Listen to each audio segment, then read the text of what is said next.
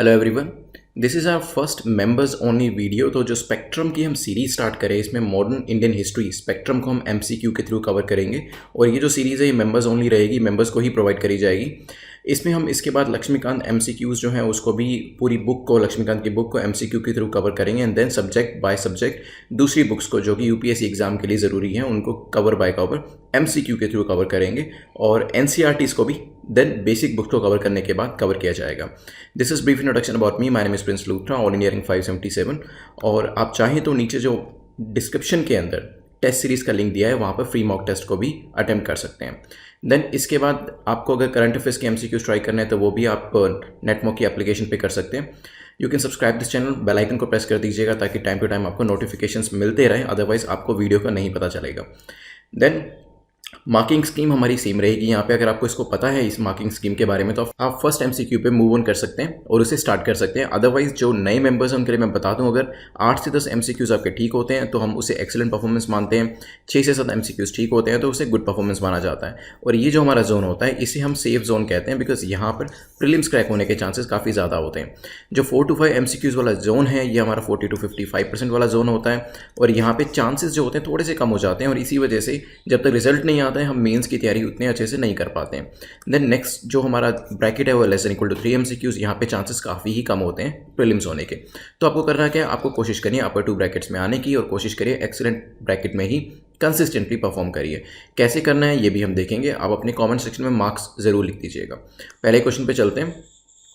The first question is, who was the supporter of Marxist approach towards Indian history and also wrote the book of India Today? देखिए हम कर क्या रहे हैं, हम spectrum की बुक को चैप्टर नंबर 1 से ही कवर करना स्टार्ट करेंगे और लास्ट चैप्टर तक कवर करेंगे। तो इसमें हम चैप्टर बाय चैप्टर ही जाएंगे। हो सकता है किसी वीडियो में हम आधा चैप्टर कवर करें, हो सकता है किसी वीडियो में अगर चैप्टर छोटा है तो 1 या 2 चैप्टर भी कवर हो जाएंगे। तो ये डिपेंड करता है कि चैप्टर की लेंथ कैसे है और हम ज़्यादा से ज़्यादा क्वेश्चन बनाने की कोशिश करेंगे ताकि कोई भी चीज़ हमारी रह ना जाए। तो हम फर्स्ट चैप्टर से ही स्टार्ट कर रहे हैं और यहाँ पर मार्क्सिस्ट अप्रोच के बारे में बात करी गई है। पूछा है कि इन चारों में से M G Ranade, G K Gokhale, R P Dutt, A R Desai में से मार्क्सिस्ट अप्रोच को किसने सपोर्ट किया था। और इसके अलावा उन्होंने एक बुक भी लिखी थी, एक सेकंड हिंट भी दे रखा है, इंडिया टुडे नाम की। तो ये आपको बताना है।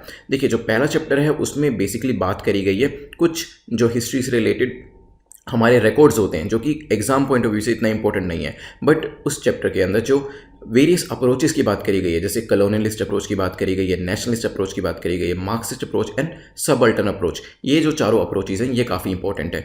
इन अप्रोचेस के बारे में आपको पता होना चाहिए, क्योंकि जब भी आप किसी सब्जेक्ट को पढ़ते हैं अगर आप उसको वेरियस अप्रोचेस के पॉइंट ऑफ व्यू से पढ़ते हैं तो मेंस का आंसर लिखना आपके लिए काफ़ी आसान होता है, क्योंकि अप्रोचेस हेल्प करती है आपको सब्जेक्ट को एनालाइज करने के लिए। तो यहाँ पे 4 ऑप्शन दिए गए हैं। फिलहाल हम इस क्वेश्चन को देखते हैं, सोचिए क्या आंसर होगा। चलिए देखिए, जब हम मार्क्सिस्ट अप्रोच की बात करते हैं तो मार्क्सिस्ट अप्रोच अगर हम इंडिया में इसकी स्टार्टिंग की बात करें, so the beginning of Marxist approach in India was heralded by या started by there were 2 major books and 2 main authors. तो पहली बुक थी वो थी इंडिया टुडे, जिसके ऑथर थे रजनी पामे दत्त। तो C is the correct answer. Second जो बुक थी वो थी social background of Indian nationalism. ये जो बुक लिखी गई थी ये ए आर देसाई ने लिखी थी। तो अगर इस बुक के बारे में पूछा जाता है तो डी इज द आंसर, क्योंकि यहाँ पे इंडिया टुडे लिखा था तो हमारा जो आंसर होगा वो होगा सी। अदरवाइज दोनों ही मार्क्सिस्ट अप्रोच को सपोर्ट करते थे और दोनों ने ही अपनी अपनी जो यहाँ पे बुक्स हैं वो लिखी है। चलते हैं, इस बुक का एक बार कवर देख सकते हैं आप। नेक्स्ट क्वेश्चन पे चलते हैं जो कि कॉलोनियलिस्ट अप्रोच या कॉलोनियल अप्रोच के बारे में पूछा गया। Which of the following statement or statements is or are correct about colonial approach. तो कॉलोनियल अप्रोच के बारे में कौन सी स्टेटमेंट सही है, कौन सा कथन सही है। 3 स्टेटमेंट दी गई है यहाँ पे। पहली कहती है Indians were seen as white man's burden. जो कॉलोनियल अप्रोच थी उसके हिसाब से इंडियन को एक वाइट मैंस बर्डन की तरीके से देखा जाता था। हो सकता है James mill is one of the supporter of colonial approach. तो कॉलोनियल अप्रोच के एक सपोर्टर थे जिनका नाम दिया हुआ है जेम्स मिल, ये भी हो सकता है। थर्ड, इंग्लिश वर परसीव्ड एज सुपीरियर। तो इस अप्रोच के हिसाब से इंग्लिश जो थे या ब्रिटिशर्स जो थे उनको सुपीरियर समझा जाता था, ये भी हो सकता है। सोचिए क्या आंसर होगा, फिर डिस्कस करते हैं। चलिए देखिए, कलोनियल अप्रोच जो है वो ब्रिटिशर्स को सपोर्ट करती है और हमारे यहाँ पे एक नेशनलिस्ट अप्रोच है जो इंडियंस को सपोर्ट करती है। कलोनियल अप्रोच जो होगी वो यही कहेगी कि इंडियंस जो थे वो वाइट मैंस बर्डन थे, तो पहली स्टेटमेंट ठीक हो गई आपकी। साथ में ये भी कहेंगे कि इंग्लिश जो थे या ब्रिटिशर्स जो थे वो सुपीरियर थे और वो जो इंडिया को रूल करते थे वो इंडिया के भले के लिए ही करते थे, ऐसा कलोनियल अप्रोच कहेगी। तो यहाँ पे थर्ड स्टेटमेंट जो है, English were superior, Indians were inferior, ये भी ठीक हो गई।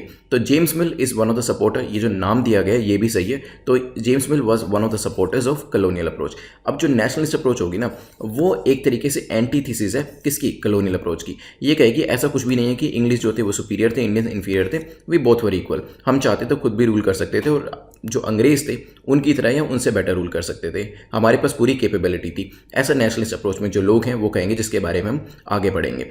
Indians were seen as white man burden, ये भी मैंने आपको बता दिया। यहाँ पे तीनों स्टेटमेंट जो है वो कलोनियल अप्रोच की है। कलोनियल अप्रोच क्या करती है, ब्रिटिशर्स के तरफ से उनके पर्सपेक्टिव को फॉरवर्ड करती है, उनको सपोर्ट करती है। हमारा जो आंसर होगा यहाँ पे डी हो जाएगा। चलते नेक्स्ट क्वेश्चन के ऊपर। नेक्स्ट क्वेश्चन कह रहा है एलिटिस्ट बायस के बारे में पूछा गया है कि which of the following approach ने एम्फोसाइज किया upon elitist bias in Indian struggle.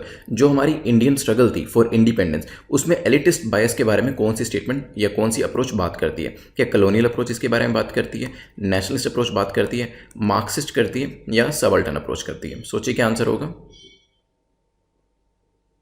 चलिए देखिए, सबल्टन अप्रोच जो है वो इसके बारे में बात करते हैं। मैं इसके बारे में आपको बताता हूँ सबल्टन अप्रोच के बारे में। सबल्टन अप्रोच का कहना था कि देखिए उस टाइम दो तरीके की स्ट्रगल्स चल रही थी। एक तो एलिट स्ट्रगल थी और एक थी हमारी सबल्टन स्ट्रगल। और जो हमारी सबल्टन स्ट्रगल थी, जो सब कैटेगरीज जो थी हमारे यहाँ पर, जो मेन स्ट्रीम नेशनलिज्म नहीं था, वो जो था वो रियल नेशनलिज्म था। और जो मेन स्ट्रीम नेशनलिज्म जो यूजुअली बहुत ज़्यादा बताया जाता है न्यूज़ के अंदर भी या वैसे भी, जिसके बारे में ज़्यादा बात करी जाती थी, उस टाइम पर भी न्यूज़पेपर में मेंशन होता था, वो जो था उसमें जो मेन पर्सनैलिटीज़ होती थी उस टाइम की, वो लोग ही लीडरशिप रोल प्ले करते थे। जो समाज के दूसरे लोग थे, जो सबल्टन कैटेगरीज थी, उनके बारे में बात नहीं करी जाती थी। तो यहाँ पे सबल्टन अप्रोच कहती है कि जो रियल नेशनलिज्म था वो नेशनलिज्म था जो एलिटिस्ट नेशनलिज्म से अलग था। एलिटिस्ट नेशनलिज्म वो था जो आपने उस वक्त न्यूज़पेपर में जिनके बारे में चीज़ें छपती थी, जिनके बारे में मेन स्ट्रीम मीडिया उस टाइम की बात करती थी, और जो बेसिकली जिनके जो लीडर्स थे वो एक एलिट क्लास से आते थे। तो ये कहते हैं कि एलिटिस्ट बायस था किसमें, इंडियन स्ट्रगल में। और इस नेशनलिज्म को वो बोगस नेशनलिज्म भी कहते हैं और अपने नेशनलिज्म को रियल नेशनलिज्म कहते हैं। तो ये सबल्टन अप्रोच की एक पर्सपेक्टिव था जिसके बारे में आपको पता होना चाहिए। चलते हैं नेक्स्ट क्वेश्चन के ऊपर। नेक्स्ट क्वेश्चन कहता है which of the following was nicknamed as navigator. तो इन चारों में से किसको नेविगेटर का जो नाम था या निकनेम था वो दिया गया? क्या वास्को डी गामा को दिया गया, प्रिंस हेनरी ऑफ पोर्चुगल को दिया गया, जॉन वन ऑफ पोर्चुगल को, नन ऑफ द अबव? सोचिए क्या आंसर होगा। चलिए देखिए, बहुत से लोगों को लग सकता है कि आंसर इसका ए होगा, but A is not the correct answer. Vasco D gamma इसका आंसर नहीं है। इसमें हुआ क्या था, देखिए प्रिंस हेनरी ऑफ पोर्चुगल जो थे, he was very much obsessed, वो पूरी तरीके से ऑब्सेस्ड हो चुके थे कि किस तरीके से इंडिया का रास्ता निकाला जाए, कि इंडिया को ढूंढा जाए, किस तरीके से हम जो है नेविगेशन करके शिप्स को इंडिया तक पहुंच जाए। क्योंकि इंडिया काफ़ी फेमस हुआ करता था पूरे वर्ल्ड में उस टाइम पर, जो काफ़ी ज़्यादा ट्रेड होता था इंडिया का, वो अरब नेशंस या जो अरब लोग थे वो करते थे और यूरोपियंस तक हमारे सामान को प्रोवाइड करते थे। लेकिन ये हुआ कि जो अरब नेशंस या अरब पीपल जो थे वो हमारे यहाँ से जो भी चीज़ें खरीदते थे, खासतौर पे स्पाइसेस को यहाँ से खरीदते थे, टेक्सटाइल्स को खरीदते थे, वो यूरोपियंस को 10 टाइम्स ज़्यादा कीमतों पर देते थे। और यही चीज़ को काउंटर करने के लिए प्रिंस हेनरी ऑफ पोर्चुगल का एक ऑब्सेशन बन गया कि किसी ना किसी तरीके से इंडिया में पहुँचा जाए, इंडिया के रास्ते को ढूंढा जाए, ताकि जो मिडिल मैन है इनको हटाया जा सके। तो हमारे यहाँ पे आंसर क्या होगा, प्रिंस हेनरी ऑफ पोर्चुगल, क्योंकि उनका ऑब्सेशन था, इसी वजह से उनको नेविगेटर का एक निकनेम दिया गया था। चलते हैं नेक्स्ट क्वेश्चन के ऊपर, विच इज क्वेश्चन नंबर 5, जो कि ट्रीटी ऑफ टोडेसियास की बात करता है। पूछा गया कि ट्रीटी ऑफ टोडेसियास के बारे में कौन सी स्टेटमेंट हमारी करेक्ट है। 3 स्टेटमेंट दी गई है, 1 बाय 1 रीड करेंगे। पहली कहती है it was a treaty between Portugal and Britain. तो ब्रिटेन एंड पोर्चुगल के बीच में ये एक ट्रीटी थी, हो सकता है। The treaty divided the non Christian territories between the two. तो ट्रीटी ने क्या किया, नॉन क्रिश्चियन जितनी भी टेरिटरी थी उनको दोनों में डिवाइड कर दिया, ये भी हो सकता है। Portugal could claim and occupy everything to the east of the line. तो जो ये टेरिटरीज डिवाइड करी गई थी उसके ईस्ट की जितनी भी टेरिटरी थी उसको पोर्चुगल जो था वो ऑक्यूपाई कर सकता था, ये भी हो सकता है। सोचिए क्या आंसर होगा। चलिए देखिए, ट्रीटी ऑफ टोडेसियास जो थी उस टाइम मेजर 2 पावर होती थी, एक थे पोर्टुगीज देन स्पेन। तो यहाँ पे पोर्चुगीज़ जो थे उनको और स्पेन दोनों ने एक इमेजिनरी लाइन जो थी वो पूरे वर्ल्ड का जो मैप हुआ करता था उस पर लगाई और उसमें नॉन क्रिश्चियन टेरिटरीज़ को यहाँ पे पॉइंट आउट किया। देखिए कुछ इस तरीके से था वो। तो यहाँ पे ये एक लाइन लगाई गई थी और इसके ईस्ट की जितना भी एरिया था और जितनी भी टेरिटरीज थी नॉन क्रिश्चियन टेरिटरीज वो दे दिया गया पोर्चुगीज़ को, और यहाँ पे जो वेस्ट वाला जो एरिया था वो दे दिया गया स्पेन को। और इसी वजह से देखेंगे कि वेस्ट में आपका यूएस आता है, यहाँ पे यूएस, कनाडा या फिर इवन साउथ अमेरिका में भी आप देखेंगे जो स्पेनिश भाषा है उसका बहुत ज़्यादा यूज़ किया जाता है क्योंकि इनका इन्फ्लुएंस काफ़ी ज़्यादा था। और हमारे यहाँ पे अगर आप ईस्ट में देखेंगे स्पेन का इन्फ्लुएंस उतना ज़्यादा नहीं है, बट पोर्चुगीज़ का इन्फ्लुएंस आपको इंडिया में देखने को मिलता है, खासतौर पे गोवा में। तो यहाँ पे जो डिवीजन हुआ था, जो ट्रीटी हुई थी वो पोर्चुगल और ब्रिटेन के बीच में नहीं, स्पेन के बीच में हुई थी, और इसमें नॉन क्रिश्चियन टेरिटरीज को डिवाइड किया गया था और ऑक्यूपाई करने के लिए पोर्चुगल को पूरा ईस्ट दे दिया गया था। तो आंसर हमारा हो जाएगा सी, सेकेंड और third statement are correct. Then देखते हैं नेक्स्ट क्वेश्चन को, क्वेश्चन नंबर 6 जो कि वास्को डी गामा के बारे में बात कर रहा है। वास्को डी गामा के बारे में कौन सी स्टेटमेंट करेक्ट है या कौन सा कथन सही है, इसके बारे में बात करी जा रही है। कहा जाता है he was led to coast of Bharuch by Gujarati pilot name Abdul Majid. तो जो गुजराती पायलट अब्दुल मजीद था वो उनको भरूच लेके गए, हो सकता है। The ruler of Calicut Zamorin did not welcome Vasco. तो जो रूलर थे, किंग थे, कौन, किंग जैमोरिन कैलिकट के, उन्होंने वास्को को वेलकम नहीं किया। Arabs were already present in Indian Ocean when Portuguese came. तो जब पोर्टुगीज़ आए या पोर्चुगल के जो लोग आए वहाँ पर, तो अरब लोग ऑलरेडी यहाँ पे अवेलेबल थे, प्रेजेंट थे, कहाँ पर, इंडियन ओशन में। सोचिए क्या आंसर होगा, फिर इसको डिस्कस करेंगे। चलिए देखिए, मैंने आपको पहले ही बताया था कि इंडिया अरब नेशंस के थ्रू और अरब लोगों के थ्रू यूरोप में अपना सामान बेचा करता था, और यहाँ पे प्राइसेस जो थे उनकी कीमतें 10 गुना तक बढ़ा दी जाती थी। और यूरोपियंस ट्राई कर रहे थे कि इस मिडल मैन को हटाना है और डायरेक्टली इंडिया से ट्रेड करना है ताकि सस्ते सामान को खरीदा जा सके।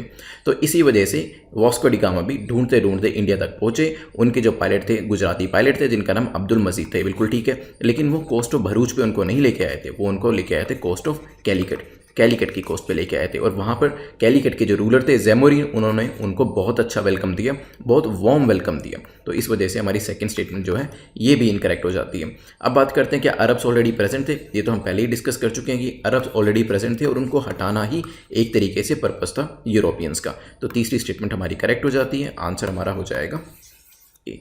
चलते हैं नेक्स्ट क्वेश्चन पे। उससे पहले एक चीज़ मैं आपको और बता दूं कि देखिए यहाँ पे यूरोपियंस के आने का और खासतौर पे जो पोर्चुगल के लोग थे उनका आने का इंडिया में दो उनके मेजर फंक्शन थे। तो उनका एक तरीके से आप कह सकते हैं डुअल पर्पस था। पहला पर्पस होता कि वो अपनी कमर्शियल एक्टिविटीज़ को कहीं ना कहीं इंक्रीज़ कर सके इंडिया में, और इंडिया में जो भी चीज़ें उनको चाहिए होती हैं, स्पाइसेस हो गया, टेक्सटाइल हो गया, उसको ज़्यादा से ज़्यादा खरीद सके। सेकंड एक उनका अल्टीरियर मोटिव था, that is to spread Christianity. तो क्रिश्चियनिटी को स्प्रेड करना थ्रू प्रोसेलिटाइजेशन। प्रोसेलिटाइजेशन क्या होता है, कन्वर्जन। तो हिंदूज़ और मुस्लिम्स को कन्वर्ट करना भी उनका एक पर्पस था, जो आप फ्यूचर में देखेंगे आगे आने वाले लेक्चर्स में कि उसी की वजह से पोर्चुगीज़ को काफ़ी नुकसान हुआ इस क्रिश्चियनिटी वाले फैक्टर को लेकर। अदरवाइज कमर्शियल एक्टिविटीज़ में तो वो काफ़ी अच्छा कर रहे थे। तो यहाँ पे हमारा आंसर जो है वो ए है, क्योंकि सिर्फ थर्ड स्टेटमेंट करेक्ट थी, बाकी दोनों गलत थी। वेरियस जो रास्ते हैं वो देख सकते हैं आप, किस किस रास्ते से वो इंडिया पहुंचे थे। नेक्स्ट क्वेश्चन जो है क्वेश्चन नंबर 7 है, पेड्रो अल्वारेस कैब्रल के बारे में पूछा है कि पेड्रो अल्वारेस कैब्रल ने अपनी जो फैक्ट्री 1500 ईस्वी में इस्टेब्लिश करी थी इंडिया के अंदर, वो कहाँ करी थी? क्या वो कैन्नौर में करी थी, कैलिकट में करी थी, सूरत में, या फिर कोचीन में? 4 ऑप्शन दिए गए हैं, सोचिए क्या आंसर होगा, फिर डिस्कस करते हैं। चलिए देखिए, ये जो फैक्ट्री पेड्रो अल्वारेस कैब्रल ने एस्टेब्लिश करी थी वो करी थी कैलिकट के अंदर, और एस्टेब्लिश करने के बाद कुछ स्कर्मिशेस भी हुई, कुछ कॉन्फ्लिक्ट्स भी हुए वहाँ पर, वहाँ के लोकल लोगों और पोर्चुगीज़ के जो लोग थे उनके बीच में। लोकल लोगों ने क्या किया, लोकल लोगों ने इस फैक्ट्री में जो पोर्चुगीज़ होते थे उन पे अटैक किया और काफ़ी ज़्यादा पोर्चुगीज़ के यहाँ पे जो था उनको जान से मार दिया। तो पोर्चुगीज़ में जो उनके यहाँ पे हेड थे अल्वारेस कैब्रल, उन्होंने इस चीज़ को रिवेंज लेने के लिए उन्होंने क्या किया, उन्होंने पूरे कैलिकट को ही बम्बार्ड कर दिया, ठीक है। और काफ़ी ज़्यादा जो अरब्स थे उनके जो शिप्स थे उनको फॉरफिट कर लिया, उनके कार्गो को फॉरफिट कर लिया, और काफ़ी ज़्यादा अरब्स को परसिक्यूट कर दिया यहाँ पर। इस चीज़ का बदला कैलिकट को बम्बार्ड करके किया। तो यहाँ पे चीज़ों को नॉर्मलाइज होने में फिर टाइम लग गया, नेवरदलेस चीज़ें जो थी फिर से नॉर्मलाइज हो गई। यहाँ पे हमारा जो आंसर था वो बी था, फैक्ट्री स्टैब्लिश करी गई कैलिकट में। अब आप देख रहे होंगे कि जिस तरीके से फैक्ट्री स्टैब्लिश करी गई, फिर लोगों के बीच में लड़ाई हुई, फिर पूरा बम्बार्डिंग हुई वहाँ पर, इसके बाद क्या चीज़ होगी, इसके बाद डेफिनेटली पोर्चुगीज़ क्या सोचेंगे कि क्यों ना हम अपनी फैक्ट्री को फोर्टिफाई करना शुरू कर दें। अब धीरे धीरे आप देखेंगे कि वो अपनी फोर्टिफिकेशन की जो पूरा प्रोसेस होता है उसको भी स्टार्ट कर देंगे, क्योंकि उनको लगता है कि फोर्टिफाई कर लेंगे तो हमारी जो एसेट्स हैं किसी दूसरी कंट्री में वो कुछ हद तक प्रोटेक्ट हो जाएगी। तो अभी आगे आने वाले वीडियोज़ में हम वो भी देखेंगे कि किस किस तरीके से ये फोर्टिफिकेशन के राइट्स लिए गए। कई बार ये राइट्स मिले फोर्टिफाई करने के, कई बार नहीं मिले, तो वो हम आगे आने वाले वीडियोस में देखेंगे। चलते हैं नेक्स्ट क्वेश्चन नंबर 8 के ऊपर। Which of the following was और were important trade centres of Portuguese. तो पोर्चुगीज़ के जो इंपॉर्टेंट ट्रेड सेंटर्स थे इंडिया के अंदर वो कहाँ कहाँ पे थे, क्या कालीकट में था, कैन्नौर में था, कोचीन में था, सोचिए क्या आंसर होगा, फिर डिस्कस करते हैं। चलिए देखिए, मैंने आपको बताया था कि कैलिकट तो मैं आपको ऑलरेडी बता ही चुका हूँ कि यहाँ पे तो इन्होंने बना ही रखा था। देन कैन्नौर और कोचीन में भी इन्होंने बना दिया था। तो यहाँ पे हमारा जो सिंपल सा आंसर होगा वो होगा सी। तीनों जगह ही ऐसी हैं जो कि इंपॉर्टेंट ट्रेड सेंटर्स हैं। मैं आपको मैप पर भी दिखाऊंगा कि ये कहाँ कहाँ लोकेट करते हैं। तो ये इंपॉर्टेंट सेंटर्स थे कमर्शियल एक्टिविटीज़ के लिए पोर्चुगीज़ की, और इनको फिर वो धीरे धीरे फोर्टिफाई करना भी शुरू करेंगे ताकि लोकल लोगों से, अरब से और अपने एनिमी से इसको बचाया जा सके। तो हमारा जो आंसर है यहाँ पे सी है। तीनों ही इंपॉर्टेंट ट्रेडिंग सेंटर्स थे, किसके लिए, पोर्चुगीज़ के लिए। नेक्स्ट चलते हैं, क्वेश्चन नंबर 9 जो है वो वास्को डिगामा के बारे में बात कर रहा है। वास्को डिगामा सेटअप इस ट्रेडिंग फैक्ट्री है। अभी हमने कैब्रैल की फैक्ट्री को देखा था जो कि कैलिकट में बनी थी। हो सकता है वास्को डिगामा की जो फैक्ट्री है वो भी कैलिकट में हो, बट 4 ऑप्शन दिए हैं, सूरत, कैलिकट, चेन्नई, कैन्नौर। सोचिए क्या आंसर होगा, फिर डिस्कस करते हैं। चलिए, वास्को डिगामा की जो फैक्ट्री थी ये कहाँ बनाई गई थी, ये बनाई गई थी कैन्नौर में। So D is the correct answer. अब जो इंपॉर्टेंट लोकेशंस जो हम डिस्कस करते हुए आ रहे हैं वो देख लीजिए। तो कैन्नौर कहाँ पर है, कैन्नौर यहाँ पे है, देन कैलिकट है, देन कोचीन है। कई बार एग्जाम में ये भी पूछा जा सकता है कि आप इसे नॉर्थ से साउथ में लगाइए या साउथ से नॉर्थ में लगाइए। तो आपको पता होना चाहिए कि सबसे पहले क्या आता है। देखिए ऊपर गोवा है, यहाँ सबसे पहले कैन्नौर आता है, फिर कैलिकट आता है और फिर कोचीन आता है। चलते हैं नेक्स्ट क्वेश्चन के ऊपर जो आज का लास्ट क्वेश्चन है। लास्ट क्वेश्चन पूछ रहा है कि who was the first governor appointed in India by king of Portugal. तो जो पोर्चुगल के जो किंग थे उन्होंने एक गवर्नर को इंडिया में अपॉइंट किया, क्योंकि उन्होंने देखा देखिए हमारी कमर्शियल एक्टिविटी जो है वो इंक्रीज़ हो रही है इंडिया में, हमारी फैक्ट्रीज़ जो हैं वो भी इंक्रीज़ हो रही है। अब यहाँ पर इनको प्रोटेक्ट करना भी ज़रूरी है, और प्रोटेक्शन के लिए आपको कोई ना कोई अपना बंदा भेजना पड़ेगा। तो यहाँ पे पहला गवर्नर जो था वो अपॉइंट किया गया, और उनको ये कहा गया, उनको कुछ टास्क दिया गया, सिर्फ भेज नहीं दिया गया, उनको टास्क दिया गया कि आपको हमारी तरफ से पूरा मैन पावर मिलेगा, पूरी फोर्सेस मिलेंगी। आपको मेजर जो टास्क करना है वो ये है कि हमारा जो कमर्शियल इंटरेस्ट है आप उसको कंसोलिडेट करिए, उसको एक्सपेंड करिए। साथ में ही जो मुस्लिम ट्रेडर्स हैं उन मुस्लिम ट्रेडर्स को आप एज अ मिडलमैन हटा दीजिए। साथ में ही जो उनके बेसिक एरिया, जो मेजर एरियाज थे मुस्लिम ट्रेड के, जैसे कि एडन हो गया, मलक्का हो गया, इनको आप कैप्चर कर लीजिए। तो ये टास्क के साथ पहले गवर्नर को भेजा गया था, और वो जो पहले गवर्नर थे वो थे फ्रांसिस्को डे अल्मेडा। तो फ्रांसिस्को डे अल्मेडा को भेजा गया कि आप अपने बिजनेस को तो इंक्रीज करिए, अपनी कमर्शियल एक्टिविटीज़ को कंसोलिडेट करिए, बट साथ में ही जो मुस्लिम ट्रेड है उसको डिस्ट्रॉय करिए। बट क्या फ्रांसिस्को डे अल्मेडा ऐसा करने में कामयाब हुए या नहीं, वो हम सेकेंड वीडियो में देखेंगे, सेकेंड लेक्चर में देखेंगे। अभी 10 क्वेश्चन कंप्लीट हो गए हैं, हम विद इन 2 मिनट्स इसे रिवाइज करते हैं। चलिए, तो सबसे पहले हमने देखा था कि मार्क्सिस्ट अप्रोच के बारे में जो रजनी पामे दत्त हैं उन्होंने बुक लिखी थी एक, जिसका नाम था इंडिया टुडे। AR देसाई की जो बुक थी वो थी social background of Indian nationalism. ये बुक भी हमने देखी थी। देन इसके बाद डिस्कशन हुआ था कॉलोनियल अप्रोच के बारे में। इसमें जो ब्रिटिश पर्सपेक्टिव था उसको रखा गया था, इसकी एंटीथेसिस नेशनलिस्ट अप्रोच ने दी थी। इसके बाद डिस्कशन हुआ था एलिटिस्ट बायस बारे में, जिसमें सबल्टन अप्रोच ने कहा था कि जो नेशनलिज्म था, जो स्ट्रगल था पूरा, उसमें एलिटिस्ट बायस देखा जाता है। देन हमने देखा था जिनको निक नेम दिया गया एज ए नेविगेटर, वो कौन थे, वो थे Prince Henry of Portugal. Then हमने देखा था next question treaty of Tordesillas के बारे में। इसमें जो ये ट्रीटी साइन करी गई थी, 2 मेजर पावर पोर्चुगीज़ और जो स्पेन था उसके बीच में साइन करी गई थी। नॉन क्रिश्चियन एरियाज को डिमार्केट किया गया था, पिन पॉइंट किया गया था। ईस्ट में किसको दिया गया था, ईस्ट दिया गया था पोर्टुगीज़ को, और वेस्ट दिया गया था स्पेन को। देन वास्को डी गामा के बारे में हमने पढ़ा था, कहाँ पे आए थे वो, कैलिकट कोस्ट में। ज़ैमोरी ने बहुत अच्छा वेलकम दिया उनको, और अब्दुल मजीद उनके पायलट थे। अरब्स ऑलरेडी एग्जिस्ट करते थे और उन्हीं को हटाना ही पोर्चुगीज़ का एक मकसद था। देन हमने डिस्कस किया था पेड्रो अलेवरेस कब्रैल के बारे में। फैक्ट्री कहाँ पे एस्टेब्लिश करी गई थी, फैक्ट्री थी कैलिकट में 1500 ईस्वी में, और यहाँ पे इसे बम्बार्ड किया गया था। और रीज़न ये था क्योंकि जो लोकल लोग थे और जो पोर्चुगीज़ थे उनके बीच में कॉन्फ्लिक्ट यहाँ पे हो गया था। देन हमने देखा था कि कौन कौन से इंपॉर्टेंट सेंटर्स थे, तो कैलिकट, कैनोर, कोचीन हमने मैप पर भी इनको देखा, ये इंपॉर्टेंट सेंटर्स थे किसके लिए, पोर्चुगीज़ के लिए। देन वास्को डी गामा ने अपनी जो फैक्ट्री सेटअप करी थी वो कैनोर में करी थी, कैलिकट में किसने करी थी, कैब्रल ने, ध्यान रखिएगा। फिर हमने लोकेशंस देखी थी नॉर्थ टू साउथ, पहले कैनोर है, फिर कैलिकट है और फिर कोचीन है। देन लास्ट क्वेश्चन में जो first governor Francisco de Almeida को भेजा गया था, किंग ऑफ पोर्चुगल ने भेजा था, रीज़न यही था भेजने का कि आप अपनी कमर्शियल एक्टिविटीज़ को इंक्रीज़ करिए, हमारी पोजीशन को कंसोलिडेट करिए और साथ में ही जो मुस्लिम ट्रेड है उसको डिस्ट्रॉय कर दीजिए इंडिया से, ताकि मिडल मैंस को हटाया जा सके यहाँ से। तो ये 10 क्वेश्चन कंप्लीट होते हैं। नेक्स्ट वीडियो में हम देखेंगे कि जो यहाँ पे फ्रांसिस्को डी अल्मीडा को जो टास्क दिया गया था, जो बेसिक यहाँ पे गोल दिया गया था, क्या वो उसे अचीव कर पाए या नहीं कर पाए। तो यहाँ पे हमारी रिवीजन भी कंप्लीट होती है और जो टेस्ट सीरीज़ है उसको अटेम्प्ट जरूर कर लीजिएगा, अपने मार्क्स कमेंट सेक्शन में लिखिएगा। और यहाँ पे मार्क्स देख लेते हैं, अगर आपके जो अपर 2 ब्रैकेट्स में मार्क्स हैं then congratulations, you are in the safe zone. नीचे के ब्रैकेट्स में मार्क्स हैं तो डेफिनेटली यही कहूँगा कि अपने नोट्स ज़रूर बनाइएगा इस चीज़ के, ताकि दोबारा से इस तरीके की गलती ना हो। और सेकेंड, आप ये ज़रूर देखिएगा कि आपकी जो गलती हो रही है वो कहाँ से हो रही है, वो ज़्यादा किस एरिया में हो रही है। इससे आपकी परफॉर्मेंस जो है इंप्रूव होने में आपको काफ़ी हेल्प मिलेगा। अब जैसे हम जो जितने भी ये क्वेश्चंस करेंगे हम चैप्टर बाय चैप्टर ही करेंगे, तो it's totally depend upon you कि आप चाहें तो ऑलरेडी पढ़ के आएँ नेक्स्ट चैप्टर को, या फिर जहाँ तक हमने इसको कंप्लीट किया सिलेबस को, MCQs को, उससे आगे का चाहें तो आप पढ़ के आएँ। नहीं भी पढ़ के आएंगे even then it is all right, आप यहाँ के आके कवर कर सकते हैं यहाँ पर और अपने नोट्स जो हैं वो बना सकते हैं। देन कोई भी आपका डाउट है तो टेलीग्राम पे मुझसे पूछ सकते हैं। Thanks for watching, have a nice day.